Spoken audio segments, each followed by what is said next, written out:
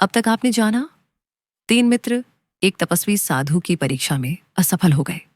साधु का सामना हुआ लोभ और माया से। अब कहानी हमें एक गहरे मोड़ की ओर ले जाती है, जहां लालच और विश्वास की अंतिम परीक्षा होनी है। गुरुजी समाधि में हैं, पर पीछे एक और अध्याय शुरू हो रहा है। एक व्यापारी गणपति गुरु के पास आया। उसके पास धन नहीं बचा था, बस कुछ सिक्के, कुछ आशा और एक चिंता, अपनी बेटी की शादी की। गणपति महाराज, मेरे पास अब कुछ नहीं है, बस ये थोड़े से पैसे हैं। आपसे प्रार्थना है, इन्हें कुछ दिनों तक अपने पास रख लें।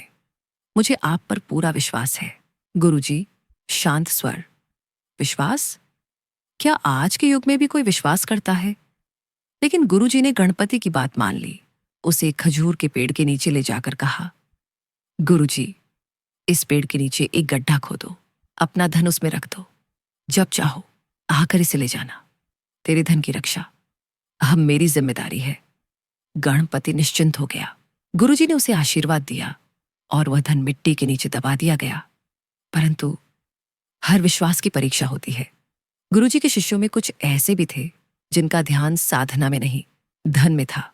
अर्धरात्रि का समय था, गांव शांत था और 2 चेले धीरे धीरे पेड़ की ओर बढ़ रहे थे। चेला एक धीमे स्वर में, साधु बाबा तो दूसरे गांव गए हैं, 2 दिन तक लौटेंगे नहीं। अच्छा मौका है, गड्ढा खोदो और धन निकाल लो। चेला दूसरा, सारा माल समेट लेते हैं, क्या साधु बाबा को पता भी चलेगा? पर वो नहीं जानते थे, गुरुजी ने उनकी नीयत सुबह ही पढ़ ली थी। उन्हें अंदेशा हो गया था कि कुछ गड़बड़ है, इसलिए वे शाम से ही उस पेड़ पर चढ़कर बैठ गए थे। छिपकर सब देख रहे थे। गुरुजी गर्जना के साथ, बेटा, क्या तुम सोचते हो कि गुरु को धोखा दे सकते हो? शाम से मैं यहीं बैठा हूं, तुम्हारे हर विचार की नजर रखी है मैंने। चेलों के होश उड़ गए, वे कांपने लगे।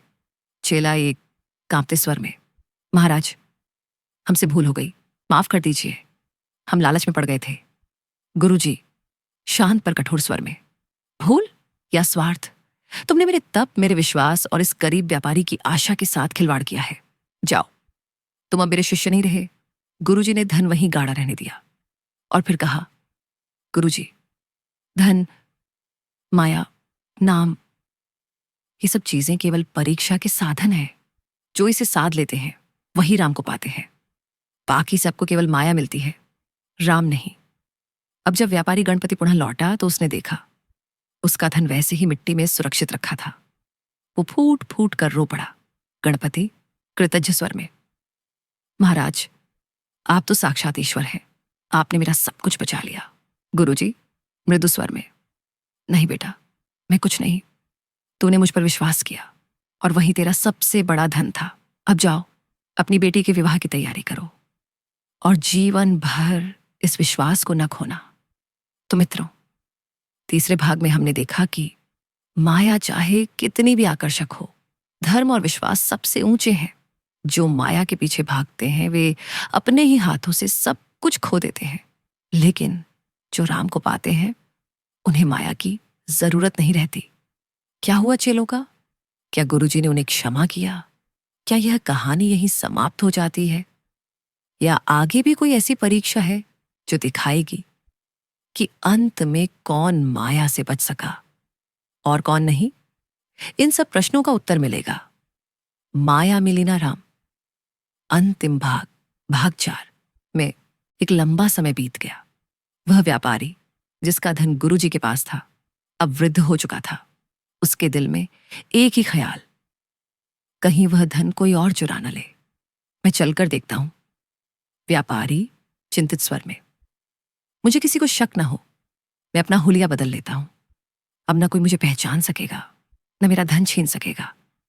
गांव में पहुंचते ही वह सीधा उसी पुराने खजूर के पेड़ के पास गया। व्यापारी हैरानी और घबराहट से, ये तो वही जगह है, यहीं बैठता था साधु, पर अब सब बदल गया है। पेड़ तो है पर साधु नहीं। उसे एक बच्चा मिला। बच्चा एक साधु था यहां, लेकिन वो तो चोर निकला, लोगों का पैसा लूटकर भाग गया। कोई कहता है वो ढोंगी था। व्यापारी क्रोध और हताशा में, क्या मेरी सारी जमा पूंजी मुझे क्या करना चाहिए? अब कोई मुझे पहचान भी नहीं सकता। उसी गांव में एक महिला, उसकी पुरानी जानकार, मिलती है। वह उसकी परेशानी को समझ जाती है। महिला सहानुभूति से, भैया अगर आप चाहें तो एक नाटक किया जा सकता है, आपको अपना धन वापस मिल सकता है। महिला अपने कुछ गहने लेकर साधु के पास जाती है, जो अब खुद को कोई और बताता है। महिला भावुक अभिनय, महाराज, मेरे पति विदेश गए हैं, कोई समाचार नहीं, मैं ये गहने आपके पास छोड़ना चाहती हूं। साधु लोभी स्वर में, बिल्कुल देवी, आप निश्चिंत रहिए, आपके गहने मेरे पास सुरक्षित रहेंगे। फिर अचानक महिला अपने भाई को बुला लेती है। व्यापारी सामने आता है और कहता है, व्यापारी आक्रोश में, यही है वह साधु जिसने मेरे धन के साथ विश्वासघात किया था, अब मैं इसे नहीं छोड़ूंगा। साधु कांपते स्वर में, नहीं नहीं, ये लो तुम्हारा धन, मुझे क्षमा कर दो, मैंने बहुत पाप किया है। धन व्यापारी को मिल गया, लेकिन अब उसके भीतर एक भारीपन था। व्यापारी अंतर्मन में, कभी मैंने इसे गुरु माना था, विश्वास किया था, और आज इसने मेरा ही विश्वास तोड़ दिया। महिला, भैया चमत्कार हो गया, मैंने तो पति के लौटने का नाटक किया था, लेकिन आज सचमुच वे लौट आए हैं। व्यापारी हैरान स्वर में, क्या सचमुच? ये कैसे संभव है? कहानी एक अप्रत्याशित मोड़ लेती है, जहां अभिनय और आस्था के बीच सच सामने आता है, और फिर गांव वालों के बीच वह साधु नंगा हो गया। धोखेबाज के रूप में उसका पर्दाफाश हुआ।